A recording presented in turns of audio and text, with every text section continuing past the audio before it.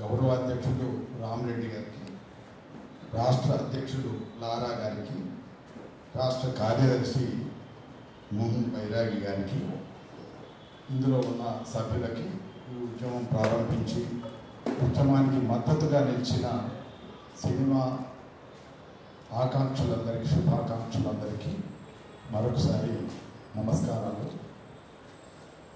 ఇట్లాంటి ఒక సంస్థ ఏర్పడడం, తెలంగాణ సినిమా వేదిక అనే సంస్థ ఏర్పడడం చాలా సంతోషం. సంస్థలు కూడా చాలా ఏర్పడుతుంటాయి, చాలా సందర్భాల్లో మళ్ళీ అవి కనుమరుగవుతుంటాయి. సంస్థలు ఏర్పడేటప్పుడు స్పష్టత ఉండాలి. స్పష్టత ఉండి స్పష్టమైనటువంటి తెలంగాణ ఆకాంక్షతో సంస్థ మొదలైతే ఆ ఆకాంక్ష నెరవేరేదాకా దీన్ని కొనసాగించాలనే ఒక సంకల్పం కూడా గట్టిగా ఉండాల్సినటువంటి అవసరం. అట్లాంటి సంకల్పం తెలంగాణ సినిమా వేదికకు ఉందని భావిస్తూ నేను మాట్లాడుతున్నాను. ఎప్పుడు మనం ఒక ప్రతిపాదన చేసినప్పుడు మన వెనుక అశేషమైన ప్రజానీకం రాదు, ప్రభుత్వం వెంటనే పిలిచి మాట్లాడదు. తెలంగాణ ఉద్యమం మొదలుపెట్టినప్పుడు 96-97లో మొదలుపెట్టినప్పుడు నాకు బాగా అనుభవం ఉంది. రాష్ట్రం కోసం కొట్లాడదామంటే ప్రతి వాళ్ళు కిందికి లాగేవాళ్ళే తప్ప ఎవరు ఉత్సాహపరిచేవాళ్ళు లేరు. 10 మంది వచ్చినా 20 మంది వచ్చినా వాళ్ళ దగ్గరికి వెళ్ళి వాళ్ళ దగ్గర 10 మందితోనే మాట్లాడినటువంటి అనుభవాలు కూడా నాకు ఉన్నాయి. ఇట్లా మాట్లాడుతూ ఒక ఉధృతమైనటువంటి స్థితికి జనం కూడుతున్నారు, 100 నుంచి 1000 మంది మొబిలైజ్ అవుతున్నారు అని అన్నప్పుడు రాజకీయ పార్టీలు వచ్చినాయి. గుర్తుపెట్టుకోండి, చరిత్రనే. రాజకీయ పార్టీ ఎవరైతే ప్రారంభించారో ఆ వ్యక్తి కూడా, ఆ నాయకుడు కూడా ఒకనాడు వీళ్ళు పిచ్చోళ్ళు అవయా, తెలంగాణ ఎట్లొస్తుందా, తెలంగాణ రావడానికి అవకాశం లేదు అని అన్నాయన. నాకు గుర్తుంది. అదే సిద్దిపేటలో మాట్లాడారు. వీళ్ళు నీళ్లు అంటున్నారు, గోదావరి నీళ్లు అప్పుకెక్తాయా, ఎత్తుగడ్డకి ఎక్కుతాయా, ఎక్కడైనా నీళ్లు నది ఎత్తుగడ్డకు పోతుందా, టౌన్ పోతుందా అని ఒక సభలో మాట్లాడినప్పుడు నేనున్నాను అదే సభలో. కానీ ఎత్తుగడ్డకి ఎక్కించడం కోసం ఎన్ని కష్టాలు పడ్డాడో పడి ఒక ప్రాజెక్టు కట్టి, ఆ ప్రాజెక్టు వైఫల్యాల సంగతి పక్కకు పెడదాం, కానీ ఒక ప్రాజెక్టు కట్టి తెలంగాణకు నీళ్లు అందించాలనేటువంటి ఒక బృహత్ సంకల్పంతో నడిచినప్పుడు మాత్రం అది తెలంగాణ ప్రజలందరూ ఆహ్వానించినటువంటి సందర్భం కూడా మనం అందరం ఉంటూ. కాబట్టి అదే నాయకుడు తెలంగాణ ఉద్యమంలోకి వచ్చాడు, అదే నాయకుడు తెలంగాణ నీళ్ళ కోసం ఒక ప్రాజెక్టు కట్టాడు. అదే నాయకుడు సంస్కృతిని నిలబెట్టడానికి మాట్లాడమని శంకరన్నో నేను ఎవరో ఆయన ముందట ప్రతిపాదన పెట్టినప్పుడు చాలా సందర్భాల్లో ఏమన్నాడంటే, ముందు నీళ్ళది అయిపోయి తర్వాత మాట్లాడదామని వాయిదా వేశాడు. 1 సంవత్సరం 2 సంవత్సరాలు అయిన తర్వాత ఏమన్నాడంటే, తెలుగు సినిమా అనేది పెద్ద సినిమా, దీన్ని వదులుకుంటే బాగుండదు, ఇక్కడ చాలా మంది కార్మికులు పనిచేస్తున్నారు కాబట్టి వదులుకోవద్దు, మనం దీన్ని కాపాడుకోవాలి అని. ఇప్పుడు కూడా తెలుగు సినిమా, తెలంగాణ సినిమాను వేరువేరుగా చూడకుండా మనం మాట్లాడదలుచుకుంటే, ఇదైతే తెలంగాణ సినిమా వేదిక, మాట్లాడదలుచుకుంటే తెలుగు సినిమాను వదులుకోమని ఎవరు అనట్లేదు. తెలుగు సినిమా ఆంధ్ర సినిమాగా మారిపోయినప్పుడు తెలంగాణ సినిమా అనేటువంటిది ముందటికి వస్తుంది. అది గుర్తుపెట్టుకో. తెలుగు సినిమాగా ఉంటే మనం వ్యతిరేకించి మన సినిమా అని కొట్లాడవలసిన పని లేదు. ఇవాళ తెలుగు సినిమా అవునన్నా కాదన్నా అది ఆంధ్ర సినిమాగా మాత్రమే ప్రవర్తిస్తున్నది అనేది మనం మాట్లాడతాం. కాబట్టి ఆంధ్ర సినిమా ఎప్పుడైతే వచ్చినప్పుడు తెలంగాణ సినిమా కూడా వస్తుంది, ఉంటుంది, ఉండాలి. అది మన పాయింట్. కాబట్టి తెలంగాణ సినిమా వేదిక ఇవాళ ఒక చారిత్రక సందర్భాన్ని భుజానెత్తుకున్నందుకు ఇది చాలా స్పష్టతతోని సుదీర్ఘకాలం ఉద్యమం చేసేటటువంటి స్థాయికి రావాలి. తెలంగాణ సినిమాను నిర్మించడం అంటే శ్రీనివాసం అన్న మాట్లాడాడు, మా శంకర్ అన్న మాట్లాడాడు, ఇద్దరు మాట్లాడాడు. నిర్మించాలంటే దీనికి 1 రోజులో 2 రోజుల్లో అయ్యే పని కాదు. ఇది ఒక ఉద్యమం. తెలంగాణ సినిమా అనేటువంటిది ఒక ఉద్యమం. ఈ తెలంగాణ సినిమా ఏర్పడాలనేటువంటి ఉద్యమాన్ని మనం ఎంత ముందుకు తీసుకుపోతే అన్ని ఫలితాలు వచ్చే అవకాశం ఉంటుంది. అంతేగాని రెండు ఏడాదో లేదా 2 నెలల్లో మనం మాట్లాడి దీన్ని వదిలేస్తే ఏ రకమైన ఫలితాలు రావు. మీరు చూశారు, మొన్న నారాయణ రెడ్డి గారి ఫోటో ఆఫీస్లో పెట్టడానికి అంత పెద్ద యుద్ధం చేయాల్సినటువంటి పరిస్థితి వస్తే, అంటే ఒక కవి వాళ్ళను మాత్రం ప్రేమించి తెలంగాణ ఉద్యమం ఉధృతంగా జరుగుతున్నప్పుడు కూడా ఆంధ్ర ప్రాంతంలో ఉన్న అభిమానులు దూరమవుతారని, ఆంధ్ర ప్రాంత సినిమాలు తనను దూరం చేస్తాయని చాలా జాగ్రత్తగా లౌక్యంగా వివరించిన వ్యక్తి యొక్క ఫోటో ఆఫీసులో, ఛాంబర్ ఆఫీసులో పెట్టడానికి వాళ్ళకి అన్ని అభ్యంతరాలు ఉంటే ఇంకా తెలంగాణ సినిమాను వాళ్ళు రాణించేటటువంటి అవకాశం ఉంటుందని మీరు ఆలోచించండి. ఒక ఫోటో కోసమే మనం అంత పెద్ద యుద్ధం చేస్తే తెలంగాణ సినిమా నిర్మాణం కోసం ఎంత పెద్ద యుద్ధం చేయాలో మీరు ఆలోచించండి. కాబట్టి పెద్ద యుద్ధం చేయాల్సిన అవసరం ఉంది, పెద్ద ఉద్యమం చేయాల్సిన అవసరం. ఈ క్రమంలో మనం తొలుతగా శ్రీనివాసన్న కరెక్ట్గా చెప్పాడు, ముందు ప్రేక్షకుల్ని మన వైపు తిప్పుకోవాలి. తెలంగాణ ప్రేక్షకులు ఇవాళ తెలుగు ప్రేక్షకులుగా ఉండవలసిన వాళ్ళు ఆంధ్ర ప్రేక్షకులుగా మారిపోయారు. ఆంధ్ర ప్రేక్షకులుగా మారిపోయినటువంటి వాళ్ళను తిరిగి తెలుగు ప్రేక్షకులుగా మార్చి తెలంగాణ ప్రేక్షకులుగా మార్చుకోవాల్సినటువంటి బాధ్యత మన మీదనే ఉన్నది. వాళ్ళ దగ్గరికి వెళ్ళి మనం వాళ్ళకి కనిపించేయాలి. ఏ ఉద్యమానికైనా కూడా ఉద్యమాన్ని నడిపే కార్యకర్తలు, సంస్థలు మాత్రమే కాదు, ఆ ఉద్యమానికి తప్పనిసరిగా బలం ఎవరు అని అంటే ప్రజలు బలం. మనకి ఇక్కడ తెలంగాణ సినిమా ఉద్యమానికి బలం ఎవరు అని అంటే ప్రేక్షకులు బలం. కాబట్టి ప్రేక్షకుల్ని ముందుగా తయారు చేసుకోవాలి. చాలా మంచి మాట చెప్పారు. అట్లా మనం మొదలై ప్రేక్షకుల్ని బలుపుకొస్తే, ప్రేక్షకుల్ని దారి తప్పుతున్నటువంటి సందర్భాలలో ప్రేక్షకుల్ని తీసుకొస్తే ఆ తర్వాత తెలంగాణ సినిమాను వెంట సైమల్టేనియస్గా సమాంతరంగా నడుపుకునేటటువంటి అవకాశం ఉంటుంది. ఆ దశలోనే మన ఉద్యమం ప్రేక్షకులు వచ్చినా కొద్దీ ఉద్యమం పెరుగుతుంది. పెరిగినప్పుడు తప్పనిసరిగా ప్రభుత్వాలు కూడా మిమ్మల్ని పిలిచి ఆదరించి ఏంటి మీ ప్రపోజల్ అని మా శంకరన్ననో లేకపోతే లారానో లేకపోతే మా శ్రీనివాసన్ననో ఎవరినో పిలిచి మాట్లాడతారు. అట్లా మాట్లాడేటటువంటి వ్యవస్థ రావాలంటే ముందు మనం ప్రేక్షకుల్ని మన వైపు తిప్పుకొని మన వెనుక నడిపించేటటువంటి పరిస్థితి తీసుకురావాలి. మనం వీడు ఎంత గట్టిగా మనం మాట్లాడినా ఆ మాట్లాడిన దాని యొక్క ప్రతిధ్వని ప్రభుత్వం దాకా వినిపించదు. మీకు తెలియంది కాదు, ప్రభుత్వం యొక్క చెవులు చాలా మందమైపోయినాయి. చెవిటి ప్రభుత్వాలు ఏలుతున్నాయి. ఈ చెవిటి ప్రభుత్వాలు వినబడి చెవులంతా పోవాలంటే మనం ఎంత గట్టిగా ఉద్యమాన్ని నిర్మించి గట్టిగా మాట్లాడితే ఆ దశకు కానీ వినిపించే పరిస్థితి ఉండదు. దానికి తప్పనిసరిగా మందబలం అవసరం. దీనికి మనం మొదటి చేయాల్సింది ఏంటంటే, ఇప్పుడు 2 మంచి సూచనలు శంకరన్న కానీ తర్వాత శ్రీనివాసన్న కానీ 2 మంచి సూచనలు చేశారు. మొదట మనం ఒత్తిడి చేయాల్సింది, ఈ ప్రభుత్వాన్ని ఒత్తిడి చేయాల్సింది తెలంగాణ పాలసీ కావాలనేది ఒత్తిడి. ఏ ప్రభుత్వానికైనా కూడా ఒక అభివృద్ధి చేయాలన్నప్పుడు అది నీటికి సంబంధించిన అభివృద్ధి చేయాలంటే వాటర్ పాలసీ ఉండాలి. అది ఆర్థికపరమైనటువంటి అభివృద్ధి చేయాలంటే ఎకనామికల్ ఫైనాన్షియల్ పాలసీ ఉండాలి. అట్లనే ఒక సంస్కృతిని, తెలంగాణ సంస్కృతిని అభివృద్ధి చేయాలని అంటే తెలంగాణ కల్చరల్ పాలసీ ఉండాల్సినటువంటి అవసరం ఉంది. ఆ కల్చరల్ పాలసీలో సినిమా పాలసీ కూడా తయారు చేయాలని చెప్పి మనం ఒత్తిడి చేయాల్సినటువంటి అవసరం ఉంది ప్రభుత్వం. కాబట్టి సినిమా పాలసీ తయారు చేయడానికి వాళ్ళు వెంటనే ఒప్పుకుంటే మంచిదే. కానీ సాధారణంగా నాకు తెలిసినంత వరకు ప్రభుత్వాన్ని నేను 20 ఏళ్ళ నుంచి 30 ఏళ్ళ నుంచి దగ్గరగా చూస్తున్నాను. కానీ మనం అనగానే ఒప్పుకునేటటువంటి ఉదార హృదయాలు ఎవరు లేరు. దీనికి మనం ఏం చేయాలి? ఇందాక మొదట చెప్పాను నేను, పాలసీ తయారు చేయాలి ప్రభుత్వం అని అంటే మనం ఉద్యమాన్ని నిర్మించాలి. తెలంగాణ సినిమా పాలసీ కావాలి మాకు అని ఒక ఉద్యమం చేయాలి. దానికి అవసరమైతే తెలంగాణ కల్చరల్ పాలసీ కావాలని కూడా ఒక ఉద్యమం చేయాల్సిన అవసరం. సాహిత్య రంగంలో ఆ పరిస్థితి లేదు. నేను సాహిత్య రంగానికి సంబంధించిన వాడిని కాబట్టి. ఎందుకు లేదంటే, ముందు మేము కవుల్ని చైతన్యం చేశాం, కవుల్ని ఉద్యమంలో భాగం చేశాం, కవుల్ని ఉద్యమంలో, రచయితల్ని ఉద్యమంలో భాగం చేసినాం. కాబట్టి ఆ ఉద్యమం ఉధృతమవుతున్నప్పుడు తెలంగాణ ఉద్యమం ఉధృతమైతే ఎట్లాంటి ఫలితాలు వస్తాయి అనే దానికి నేనే మంచి ఉదాహరణ.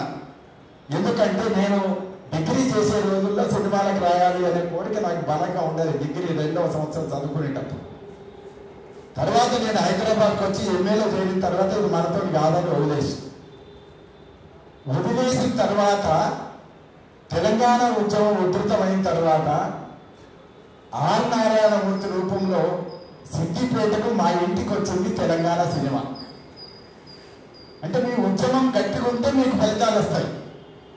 ఆ తర్వాత శంకరన్న తెలంగాణ సినిమా తీయాలి అని ఆ జైపూర తెలంగాణ సినిమా మొదలు పెట్టినప్పుడు శంకరన్న నేను అంతకుముందే అనేక వేదికల మీద ఉద్యమ వేదికల మీద మాట్లాడుతూ వెళ్తూ ఉన్నప్పుడు అన్న ఒక సినిమా పాట రాయాలన్నాడు. నేను అప్పటి వరకు ఏదో ఉద్యమ గీతాలో రాశాను, అది అవసరాన్ని బట్టి. కానీ శంకరన్న ఏమన్నాడు, ఒక డ్యూయట్ రాయాలన్నాడు. ఆ డ్యూయట్ రాయాలంటే నాకు పెద్ద సమస్య కదా, ఎందుకంటే నేను ఉద్యోగంలో ఉన్నాను. డ్యూయట్ రాస్తే నన్ను ఎవరేమంటారు, అప్పుడు నా వయసు 56, 57 ఉన్నది. అయ్యా అందరు నన్ను కొడితే ఎట్లా రాయాలని అంటే, ఏం కొట్టదన్నా నీ గౌరవం తెచ్చే పాట, నీ అట్లా చేస్తున్నా నేను గౌరవం తెచ్చే పాట అని చెప్పాడు. ఇందాక చెప్పాడు కదా, బొడ్డమ్మను ఒక సభలో మాట్లాడుతూ ఒక మాట అన్నా నేను, తెలంగాణలో బొడ్డమ్మల సంస్కృతి ఉంది. బొడ్డమ్మ చేసేటప్పుడు ఈ మన్ను ఎక్కడ పడితే అక్కడ తెచ్చే మన్ను కాదు, ఇది పుట్టకు పోతారు. పుట్టకు పోయి పుట్టమ్మను తెచ్చి పీట మీద బొడ్డమ్మ వేసి బొడ్డమ్మకు ఆ పూలతో అలంకరించి బతుకమ్మ కంటే ముందు ఒక వారం రోజులు చేసేటటువంటి పండుగ బొడ్డమ్మ పండుగ అని దాని గురించి నేను చెప్తుంటే తనకు ఇది బాగుందన్న, ఇక్కడనే మనం పాట మొదలు పెడదామని చెప్పి ఆ పుట్టమ్మన్న దగ్గర మొదలుపెట్టి నాతో ఒక కల్చరల్ సాంగ్ డ్యూయట్ పరంగా రాయించినటువంటి సాంగ్ రాశాడు. అదే ఒక పువ్వు ఒక నవ్వు అనేది నాకు చాలా క్యాన్ తెచ్చింది, యూత్లో ఫాలోయింగ్ తెచ్చింది. నా గురించి చెప్పడం కోసమే మాట్లాడతలేను. నేను అమెరికాలో కూడా చాలా మంది ఇష్టపడ్డారు. ఇంకా ఆ పాటకు అన్న చెప్పిండు, నేను చెప్పిన బయటకు పోతే ఆంధ్ర ప్రాంతానికి పోతే ఆ పాటకు క్రేజ్ ఉంటుంది. అంటే ఒక తెలంగాణ పాట తెలంగాణ వరకే పరిమితం కాకుండా ఆంధ్రకు తర్వాత అట్లనే అమెరికా దాకా పాకేటటువంటి అవకాశం దానికి ఎట్లొచ్చింది అంటే ఉద్యమం గట్టిగా ఉండడం వల్ల వచ్చింది అని మాత్రం నేను చెప్పదలుచుకున్నా. ఆ ఉద్యమమే నాకు ఇచ్చిన ఒక మంచి అవకాశం. ఇంకొకటి ఏంటిది అంటే, నేను రాసిన మొదటి పాట ఆర్నారాయణమూర్తి నాగేటి సార్ల పాట నేను ఉద్యమం కోసం రాసిన, సినిమాలకు పోయింది. సినిమాలకు పోయినాక అప్పుడు ఉమ్మడి రాష్ట్ర ప్రభుత్వం కిరణ్ కుమార్ రెడ్డి ప్రభుత్వం ఆ జూరీ బాధ్యుడిగా మా శంకరన్నే ఉన్నాడు. అప్పుడు కిరణ్ కుమార్ రెడ్డి ప్రభుత్వం నేను రాసిన మొదటి పాటకే నంది అవార్డు ఇచ్చినటువంటి స్థితి ఉంది కిరణ్ కుమార్ రెడ్డి గారు. అంటే మీ ప్రయత్నంలో మీరు ఉద్యమం నుంచి వస్తే ఆ శక్తి, ఆ సంకల్పం, ఆ చైతన్యం వేరు. కాబట్టి ఉమ్మడి ప్రభుత్వం మనకి ఇస్తుందా అని మొదలే అనుకొని వదిలిపెట్టుకొని నేను ఉమ్మడి ప్రభుత్వం చేత నంది అవార్డు పొందాను. అది ప్రత్యేకత. కాబట్టి మనం ఇవన్నీ ఎందుకు చెప్తున్నా, అనుభవాల్లోంచి ఎందుకు మాట్లాడుతున్నానంటే తెలంగాణ సినిమా ఖచ్చితంగా వస్తుంది, నాకు నమ్మకం. ఎప్పుడు వస్తుంది అంటే మనం గట్టిగా నిలబడ్డప్పుడు, మన ఉద్యమాన్ని గట్టిగా నిర్మించినప్పుడు తప్పనిసరిగా ఇది ఫలితాలు పొందుతుంది. ఇవాళ చూస్తే మనకు ఫలితం కనబడదు. ఇవాళ చూస్తే సినిమా ఇండస్ట్రీ మొత్తం 4 హీరోల చేతుల్లో ఉన్నది మీకు అందరికి తెలిసిందే, 4 పెట్టుబడిదారుల చేతుల్లో ఉన్నది మీకు తెలిసిందే, 2 కులాల చేతుల్లో ఉన్నది మీకు తెలిసిందే. ఈ ఉద్యమం ఉధృతంగా ఉన్నప్పుడు తెలంగాణకు సంబంధించిన ఒక పెద్ద ప్రొడ్యూసరు ఆంధ్రకు తెలంగాణకు వారధిగా ఉండి ప్రభుత్వాల చేత అనేక రకాల గౌరవం పొందుతున్నటువంటి పెద్ద ఒక ఆయన ఫిలిం ఛాంబర్లో అనుకుంటాను ఆ రోజు మాట్లాడుతున్నప్పుడు, దిల్ రాజు పేరు కూడా నాకు చెప్పడానికి ఏ యోగ్యత లేదు, భయాలు భక్తులు ఏం చెప్పినాను. దిల్ రాజును ఒక మిత్రుడు అడిగాడు, రసమై బాలకృష్ణ అడిగాడు, నువ్వు తెలంగాణ సినిమా ఎందుకు తీయవని అడిగాడు. ఆయన తెలంగాణ వాడే కానీ తెలంగాణ సినిమా తీయలేదు, ఇప్పటి వరకు తీయలేదు. ఎందుకు తీయో ఒక సినిమా తీయమని బాలకృష్ణ అడిగినప్పుడు, నువ్వు రెడీ ఉంటే నేను తీస్తా అన్నాడు. రెడీ ఉంటే ఏంటి, మేము రెడీ ఉండి అడుగుతున్నాం కదా తీయమని అడిగితే ఆ మీటింగ్లో మా శంకరన్న కూడా ఉన్నాడు. అడిగితే అప్పుడు ఆయన దిల్ రాజు చెప్పిన మాట ఏంటంటే, తెలంగాణ సినిమా తీస్తాను కానీ పవన్ కళ్యాణ్ పెట్టి తీస్తాను. నువ్వు పవన్ కళ్యాణ్ పెట్టి తీస్తే అది సినిమా తెలంగాణ సినిమా ఎట్లయితుంది? తెలంగాణ సినిమా కావాలంటే తెలంగాణ జీవితం ఉండాలి. తెలంగాణ జీవితం, తెలంగాణ పాత్రలు, తెలంగాణ మనుషులు, తెలంగాణ సంస్కృతి, ఇవన్నీ తెలంగాణ కథ లేకుండా తెలంగాణ సినిమా అనబడదు అనేది కూడా మనం చాలా స్పష్టంగా చెప్పాలి.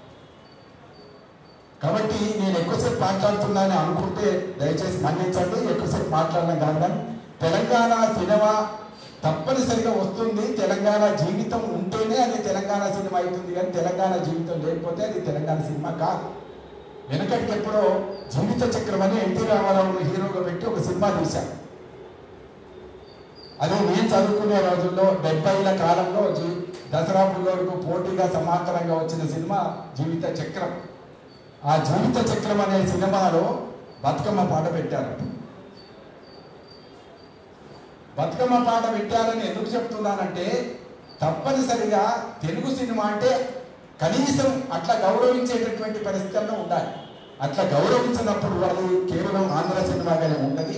దాన్ని మనం తిరిగి కాపాడుకొని తెలుగు సినిమాగా తెలంగాణ సినిమాగా మార్చుకోవాలంటే మనం ఖచ్చితంగా ఒక ఉద్యమాన్ని నిర్మించాల్సినటువంటి అవసరం ఉన్నది అనేది నేను ప్రధానంగా చెప్పదలుచుకున్నది.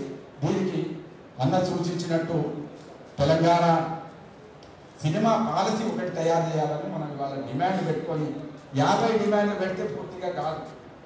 50 డిమాండ్లు ఉండని కింద, కానీ మెయిన్ డిమాండ్ ఒకటి ఉండాలి. తెలంగాణ సినిమా పాలసీ కావాలి, ఫిలిం పాలసీ కావాలనేది ఒక డిమాండ్ ఖచ్చితంగా మనకు ఉన్నది. నంబర్ 1 ఇది మెయిన్ డిమాండ్. రెండోది, ఇంకొక దాని కోసం కూడా మనం ప్రయత్నం చేయాలంటే తెలంగాణ ఫిలిం డెవలప్మెంట్ కార్పొరేషన్ ఉంది, కానీ తెలంగాణ ఓకే, సంతోషం ఉంది. దానికి తెలంగాణ నేచర్ రావడానికి దాని ముందర పోయి ధర్నా చేద్దాం. తెలంగాణ నేచర్ లేని తెలంగాణ కాదని, తెలంగాణ గురించి మాట్లాడాలి, తెలంగాణ సినిమా నిర్మించాలి, తెలంగాణ కథలు, తెలంగాణ రచయితలు, తెలంగాణ నటులు, తెలంగాణ కళాకారులు, దర్శకత్వం ఇవన్నీ కూడా రావాలి. వచ్చినప్పుడే వాళ్ళని ప్రోత్సహించినప్పుడే అది తెలంగాణ ఫిలిం డెవలప్మెంట్ కార్పొరేషన్ అయితే.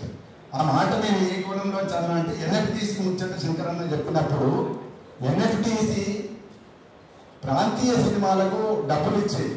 సినిమా తీయడానికి మన లోన్లు ఇచ్చినట్టే వాళ్ళు డబ్బులు ఇచ్చేది, సబ్సిడీలు ఇచ్చేది. అట్లా తెలంగాణ ఫిలిం డెవలప్మెంట్ కార్పొరేషన్కు డబ్బు ఇచ్చి తెలంగాణ సినిమా తీస్తే తెలంగాణ సినిమాకు పెట్టుబడి పెట్టేటటువంటి పని మనది కాదు. ఫిలిం డెవలప్మెంట్ కార్పొరేషన్ వాళ్ళు మనకు డబ్బులు ఇవ్వాలి, మనం సినిమా తీయాలి. అది అట్లాంటి ఒక స్థితిని మనం తీసుకురావాలంటే మన ఉద్యమాన్ని గట్టిగా చేయాలి. ఒక్క మాట చెప్పి ముగిస్తాను. సినిమా అనేది కళ. ఈ కళ వ్యాపారంతో కూడిన కళ. పెద్ద సమస్య అది. ఉత్త కళ అయితేనేమో మాలాగా పాటలు రాసుకోవచ్చు, కవితలు రాసుకోవచ్చు, కానీ వ్యాపారంతో కూడిన కళ. ఇవాళ సినిమా సక్సెస్ ఫెయిల్యూర్ అనేటువంటి దేన్ని బట్టి ఉంటుంది అని అంటే, డబ్బులు ఎక్కువ రాబడితే గొప్ప సినిమా, డబ్బులు రాకుండా డబ్బులు నష్టపోయేటటువంటి పరిస్థితి వస్తే డిజాస్టర్ అంటాం. ఈ డిజాస్టరు తర్వాత సూపర్ సక్సెస్ అనేటువంటి కులమానాలతో ప్రమాణాలతో కాకుండా జీవితం ప్రమాణంగా ఉండేటటువంటి సినిమాల్ని మనం తీసుకురావాల్సిన అవసరం ఉంది. తెలంగాణ జీవితం ప్రమాణంగా ఉంటే అప్పుడు వ్యాపారం దానంతట అదే తయారయ్యేటటువంటి అవకాశం ఉంటుంది. కాబట్టి ఇందులో కళాత్మక నైపుణ్యాల కోసం అవసరమైతే ఫిలిం యాక్టింగ్ స్కూల్ కానీ ఫిలిం స్కూల్స్ అట్లాంటివన్నీ తప్పనిసరిగా ఆటోమేటిక్గా పాలసీలో కల్చరల్ సినిమా పాలసీలో భాగంగా అవన్నీ వస్తాయి. థియేటర్లు ఎట్లు ఉండాలి, ఎవరికి ఇవ్వాలనేది కూడా అందులో భాగంగానే వస్తాయి. కాబట్టి మనం ఈ తెలంగాణ సినిమా కళను కాపాడుకోవడానికి ఒక ఉద్యమం లాంటిది నిర్మించాల్సినటువంటి అవసరం ఉంది. ఎందుకంటే ఉద్యమం నుంచి వచ్చిన ఎప్పుడు ఉద్యమాల గురించే చెప్తున్నారు. ఉద్యమాలు లేకపోతే ఏ ఫలితం కూడా రాదు. కాబట్టి ఉద్యమాన్ని నిర్మించేటటువంటి పని చేద్దాం. మీతో నేను ఉంటాను, ఒక రచయితగా మీ వెంట ఉంటాను. సినిమాకి నాకు సంబంధం ఏందని ఎవరైనా అడుగుతుంటారేమో, కానీ సినిమాకి నాకు కూడా కొంచెం సంబంధం ఉంది. అన్ననే మళ్ళొక అన్న కూడా నాకు మళ్ళొక లవ్ ఫెయిల్యూర్స్ ఆయన కూడా రాయించాడు. ఆ దురదృష్టం ఏంటంటే లవ్ ఫెయిల్యూర్తో పాటు ఆ సినిమా ఫెయిల్ అవ్వడం వల్ల అన్న సినిమా తీయలేదు, మళ్ళీ వేయలేదు. కానీ మనం మాత్రం ఒకటి గుర్తుపెట్టుకోండి, తప్పనిసరిగా మనం ముందడుగు వేస్తే మన వెనుక అనేక మంది వస్తారు. మనం ముందడుగు వేసే వాళ్ళే కావాలి. ఆ ముందడుగు ఇవాళ తెలంగాణ సినిమా వేదిక ముందడుగు వేయడానికి ముందుకు వచ్చింది కనుక హృదయపూర్వకంగా అభినందిస్తున్నాను. మీ అందరితో పాటు నేను ముందడుగు వేస్తాను, నడుస్తాను. అనేక మంది తెలంగాణ వాళ్ళను నడిపిద్దాం, మీతో ఉంటాను. జై తెలంగాణ సినిమా వేదిక.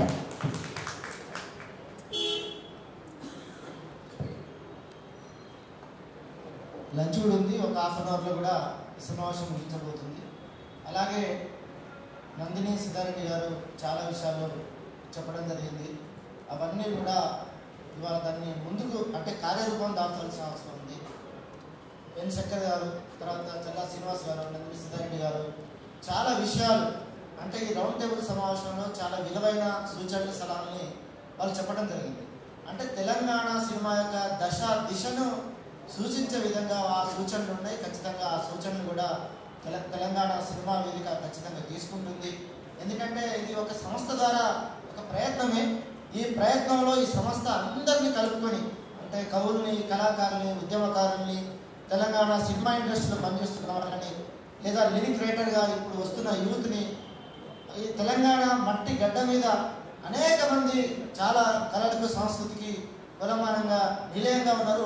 వాళ్ళందరి అభిప్రాయాలు కూడా తీసుకొని తెలంగాణ సినిమా వేదిక కూడా భవిష్యత్తులో ఒక తెలంగాణ సినిమా వేదిక ఉద్యమాన్ని కూడా ఖచ్చితంగా నిర్వహిస్తుందని భావిస్తూ ఇప్పుడు చిత్రపూరి కాలనీకి సంబంధించిన ఆర్టిస్టు అలాగే చిత్రపూరి కాలనీ ఉద్యమకారుడు ధనరాజ్ గారిని మాట్లాడవలసిందిగా కోరుతాను.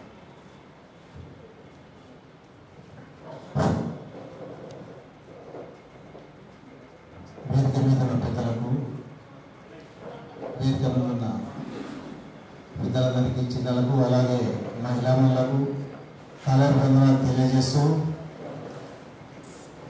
నా పేరు Dhanraj, Chitrapuri colony welfare association LIGWS joint సెక్రటరీగా గెలిచాను. అలాగే 24 క్రాఫ్ట్స్ తెలుగు సినీ డిజిటల్ ఆర్టిస్ట్ యూనియన్లో జాయింట్ సెక్రటరీగా ఉన్నాను.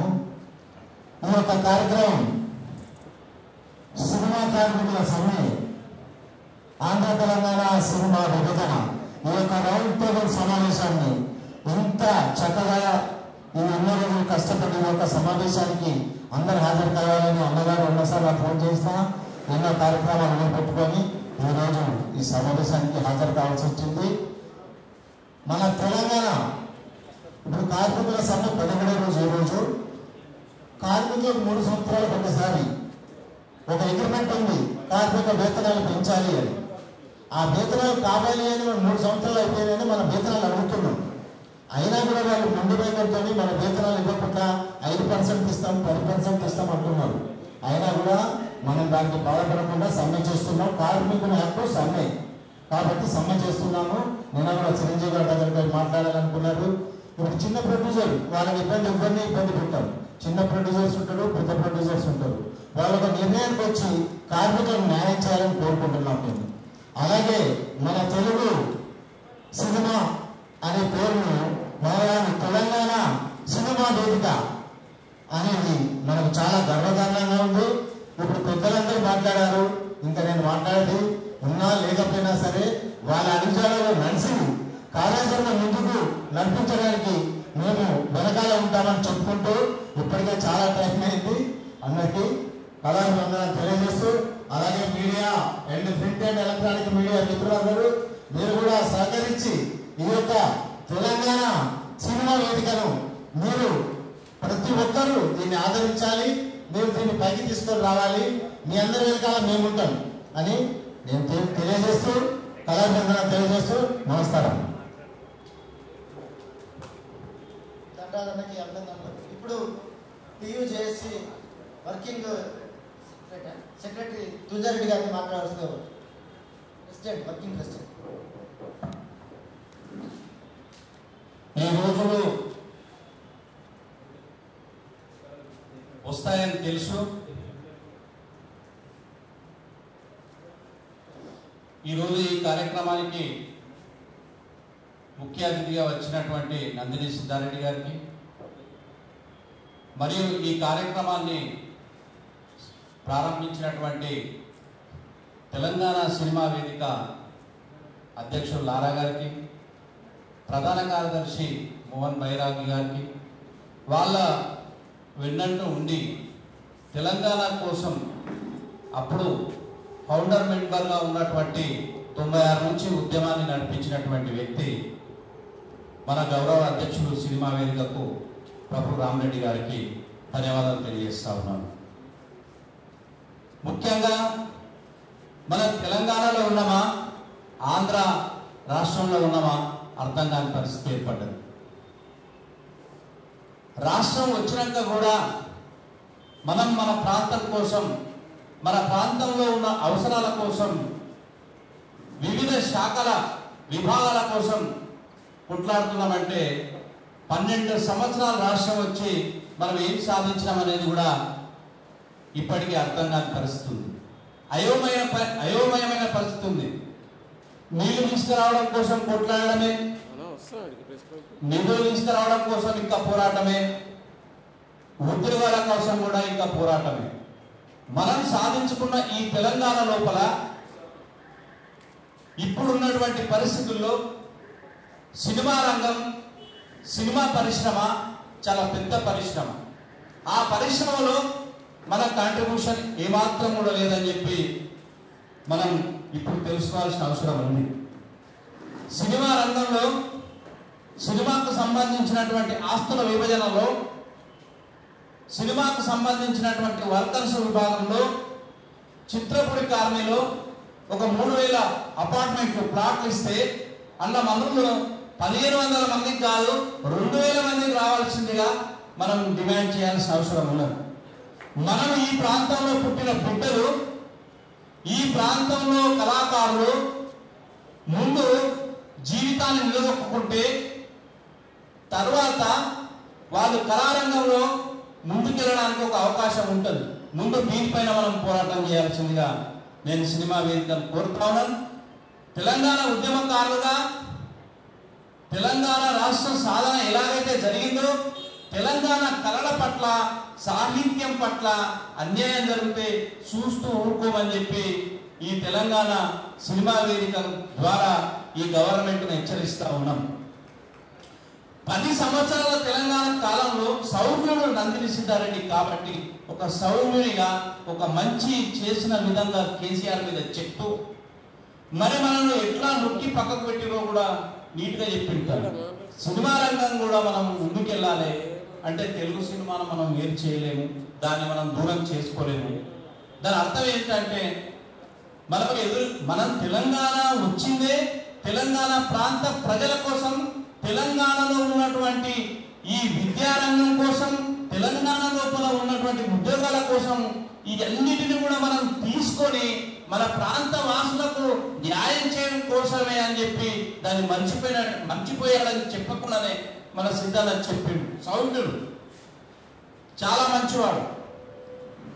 వేదికలను తయారు చేసి తెలంగాణ ఉద్యమంలో తెలంగాణ పార్టీని అవతరింపజేయడం కోసం పార్టీలుగా మారి ఉద్యమాన్ని ఉరుతలుగించే దాంట్లో సిద్ధన్న మా మెదక్ జిల్లా ముద్దుబిడ్డ తన పాత్ర ఎంతైనా ఉంది. ఆ పాత్రను కూడా గుర్తించే పరిస్థితుల్లో పోయిన ప్రభుత్వం లేదు, ఈ ప్రభుత్వం లేదు. చాలా సిగ్గుచేటు. మన కళల పట్ల, మన ప్రాంతం పట్ల, మన ప్రాంతం విధానాల పట్ల ఏ గవర్నమెంట్ కూడా ముందుకు రావడం లేదు. ముందుకు రావాలంటే ఏం చేయాలి?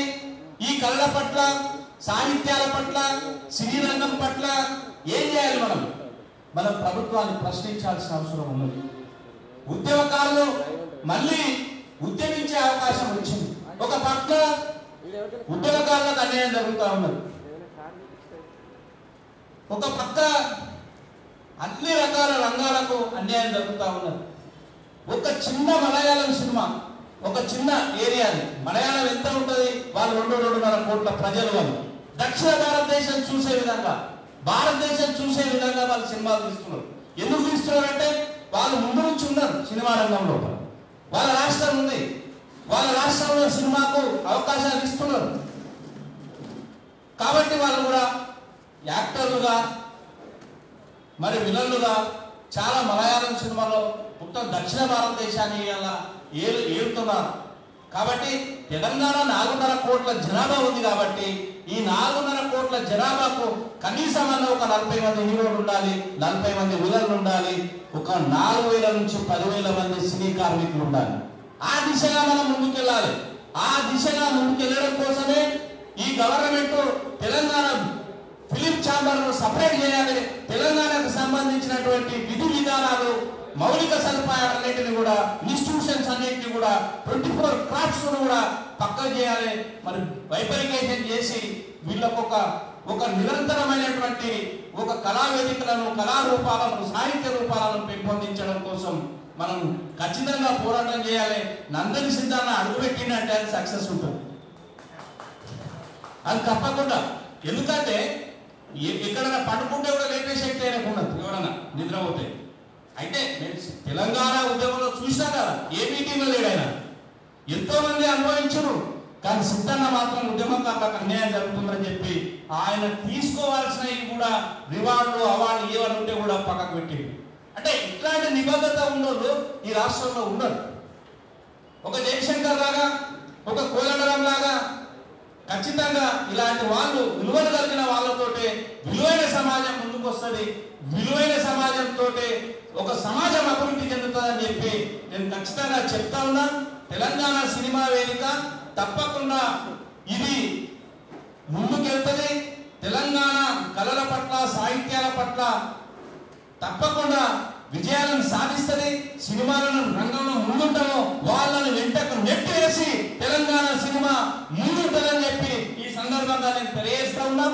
తప్పకుండా మనం అందరం కూడా కలిసికట్టుగా ఉద్యమకారులందరం కూడా తెలంగాణ సినిమా వేదికను ఆశీర్వదించి ఈ యొక్క కార్యక్రమాలను ఎవరైతే నిర్వహిస్తున్నారో వాళ్ళందరినీ కూడా మనం కాపాడుకుంటూ మరి అవకాశం ఇచ్చినటువంటి పెద్దలందరికీ కూడా ధన్యవాదాలు తెలియజేసుకుంటా ఉన్నాను. సమయం మాట్లాడాల్సిన అక్కలు 2-3 మాత్రమే ఉన్నారు, ఒక 2 నిమిషాలు మాట్లాడతారు. ఇప్పుడు సిపిఎంఎల్ డెమోక్రసీ హైదరాబాద్ నగర కమిటీ నాయకులు కామ్రేడ్ విజయ్ గారిని మాట్లాడాల్సిందే కోరుతున్నాను. మిత్రులారా, తెలంగాణ సినిమా రంగం దాని యొక్క ఆశయం, లక్ష్యం ఎలా ఉండాలి అనేటువంటి దాని మీద మిత్రులు రౌండ్ టేబుల్ సమావేశానికి వచ్చినటువంటి ప్రముఖులందరికీ కూడా వందనాలు. నా తెలంగాణ కోటి రతనాల వీణ, నా తెలంగాణ 1000 కత్తిపోట్లతో, గాయాలతో వెలువలాడుతున్నటువంటి దేహం. తెలంగాణ అనేటువంటి ఒక రతనాల సంపద కలిగినటువంటి గనిని దోచుకెళ్ళడానికి ఆంధ్ర సంపన్నులు ఏ విధంగా ఉడుతున్నారో, తెలంగాణ వచ్చినటువంటి ఈ 12 సంవత్సరాల కాలంలో కూడా పేరుకే తెలంగాణ, ఆ తెలంగాణ వచ్చినటువంటి అధికారం, దాని యొక్క నీళ్లు, నిధులు, నియామకాలు ఏదైతే కోరుకున్నామో అందులో భాగంగానే ఈ సినిమా రంగంగా కూడా చూడాల్సి ఉంటుంది. సినిమా రంగం మీద వాళ్ళ యొక్క పెత్తనం, ఆధిపత్యం, దాని నుంచి వస్తున్నటువంటి ఆదాయ వనరులు, వాటికి ఉన్నటువంటి ప్రభుత్వం కేటాయించినటువంటి ఆస్తులు కావచ్చు, బడ్జెట్లు కావచ్చు, వాటన్నిటిగా కూడా కొమ్ము కాస్తూ నేటిగా కూడా తెలంగాణ సినిమా రంగం మీద ఆంధ్ర సినిమా పెద్దలు, నిర్మాతలు, డైరెక్టర్లు కావచ్చు, ఇతర పాలక మానవులు కావచ్చు చిన్న చూపు చూస్తూ తెలంగాణకు దక్కాల్సినటువంటి విశిష్టత, తెలంగాణలో ఉన్నటువంటి యాసను, భాషను వక్రీకరిస్తూ వాళ్ళను అవహేళన చేస్తూ వాళ్ళని రోజు రోజుకు కించపరుస్తూ వాళ్ళకు రావాల్సిన వాటను రాకుండా అడ్డుకుంటూ ఉన్నటువంటి పరిస్థితి. నిన్న మొన్న చూసినటువంటి పరిస్థితుల్లో కూడా కార్మికులు తినడానికి తిండి లేక, కట్టుకోవడానికి బట్టలేక, ఉండడానికి సరైనటువంటి బోర్డు లేక, అత్యవసర పరిస్థితుల్లో వాళ్ళకు వైద్య సేవలు కూడా అందలేనటువంటి పరిస్థితుల్లో ఉన్నటువంటి సినిమా రంగాన్ని చూస్తూ ఉంటే మనము ఈ 79 ఏళ్ల స్వాతంత్రంలో ఎలాంటి ఫలాలు, ఎలాంటి ఫలితాలు మనం అనుభవిస్తున్నామో చూస్తున్నాము. అలాగే ఇప్పుడు పెద్దలు చెప్పారు ఇంతకుముందు, కొట్లాడి సాధించినటువంటి తెలంగాణ, ఈ తెలంగాణలో ఉన్నటువంటి ఇంకా వివిధ రంగాలు ఎలా పరాయీకరణలో కొట్టుమిట్టాడుతున్నాయో కళ్ళ గడినట్టు చెప్పారు. కాబట్టి పోరాటం ఒకటే సరిపోదు, దానికి మేధావులు, ఉద్యమకారులు సమన్వయంతో నిత్యం పోరాటం ద్వారానే తెలంగాణ సినిమా రంగానికి కావాల్సినటువంటి జవజీవాలు వనమవుతాయని నేను ఈ సందర్భంగా తెలియజేస్తూ, మీరందరిగా కూడా కలిసికట్టుగా ముందుకు సాగాల్సినటువంటి బాధ్యత మీ మీద ఉంది. మీరు ఎంత దూరం ప్రయాణం చేస్తారో మేము మా ప్రజా సంఘాలుగా కూడా మీ వెన్నంటి మీకు మద్దతు ఇస్తూ నిరంతరం కొనసాగుతామని హామీ ఇస్తున్నాను.